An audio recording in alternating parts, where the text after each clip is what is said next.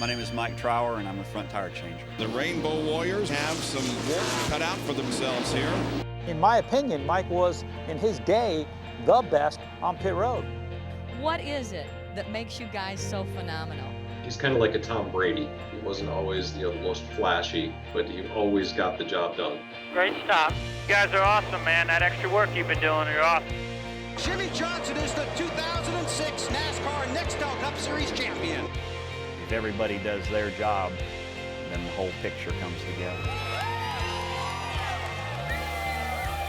Everybody that I ask, I say, tell me who the best pit crew guy that's ever done it. And they all say Mike Trower. 74 points paying wins.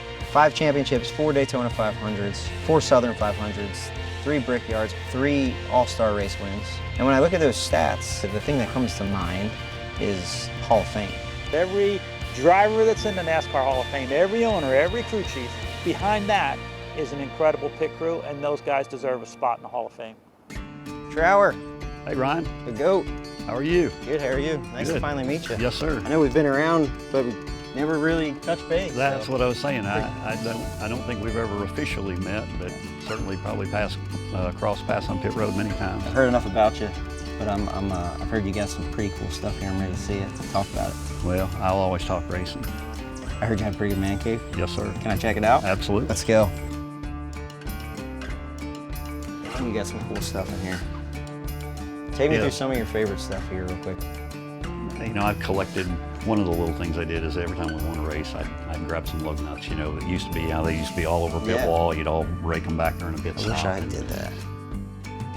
Tommy was gracious enough to let me keep my last pit gun. We jokingly called it like the Frankenstein pit gun. But that thing's all steel, so it felt like it weighed, 10, 20 pounds. I mean, it felt like a heavy gun. Yeah. Did you miss any lug nuts on your last stop?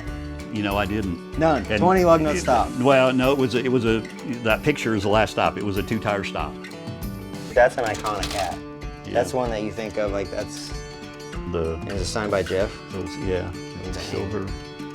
It's so crazy just looking at just the technology of everything, and even fire suits. This lighter, and they flex more. Well, the gussets they put in them for us to be able to move. Oh yeah. That's a whole science in itself, getting fitted for a uniform and all the stuff you do and change and look at to make it feel good. What do you got here?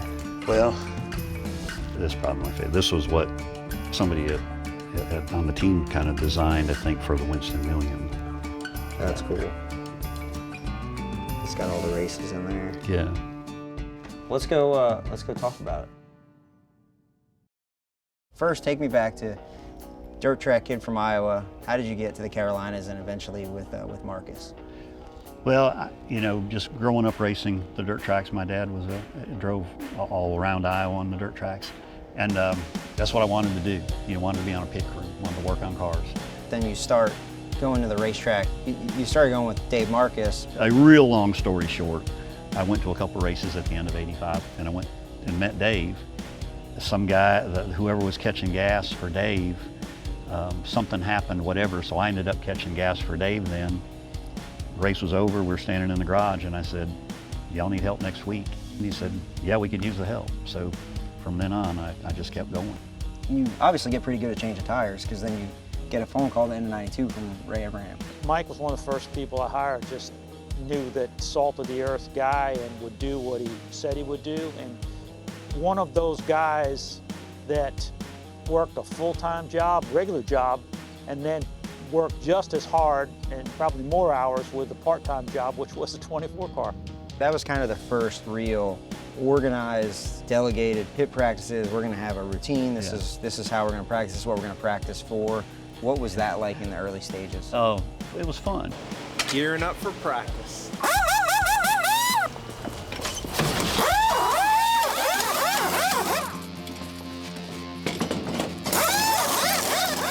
We had Andy Papathanassiou, who was the pit crew captain that put those guys together, but Mike was our star. If Belichick was the coach, Brady was the star. Mike was our Brady. He was the guy everybody looked up to. Mr. Hendrick used to say, look, 3 things you got to do. Show up on time, show up with your game face. Every race we ever ran with Mike Trower, he did all 3 of those things. When did you realize that was going to be something special at 2014? I'm going to say, you knew Jeff was good. But I'm going to say probably until you know, you got into 94 and that first win.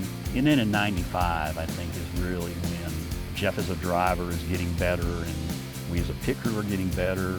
Got a great crew chief, you know, you really see this, you know, you kind of see it start to amp up. What's your fondest memory? What's your favorite race through that time? Oh, I always come back to the Winston Million race. Yeah. That's my favorite one. Right now, hang on to it.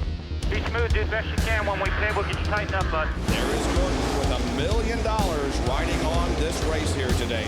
We're not out of this thing yet. We got a long ways to go. Still work on it. We were battling them for the championship then too. So you're like, you know, a top 5 or a top 4 would be awesome today. Get out front of this deal, we might be all right. Go, go, go, go, go, go! Dig out hard! And I remember sitting there looking at Ray, and that look that says, pit. I've not taken anything else but a win today. All right, what do we got to do? We're tired, guys. We're tired. Go, go, go, go, go, go, go, go! Jeff Gordon, the leader of the race. Here he goes. Look here. Oh, they make contact. Burton looks down to the inside. He'll not be able to do it. And Jeff Gordon wins the Winston Million. Yeah! Yeah, we did it! Holy cow! $1,000,000 bucks! When I look back as a team, you know, that was one of the best teams, I think, ever in motorsports. What motivated you to leave one of the most successful teams in all sports? Just felt like my intensity level to do the crew chief job wasn't where it should have been, and I didn't want to be the person who was letting the team down. It's time for me to go on to something else in my life and maybe build something new. All good things come to an end.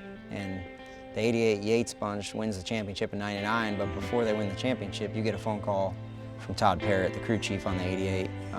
What was that like? At the end of the year, you know, we knew Ray was going to leave. Ray's going to start his own team. He was going to start his own team.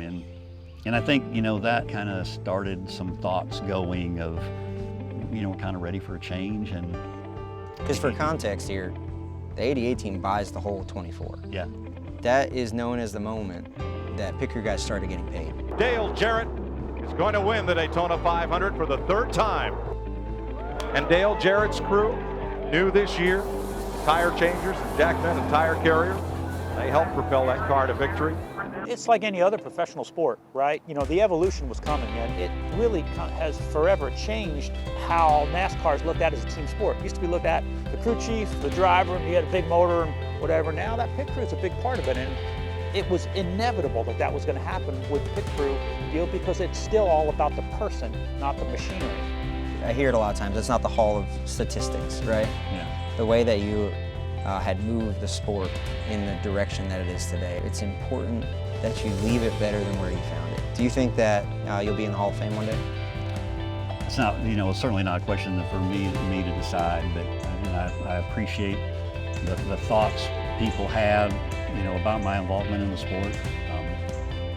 You know, I'm good with that. If there was a special Hall of Fame for pit crew members, Mike Trower would be a first rounder.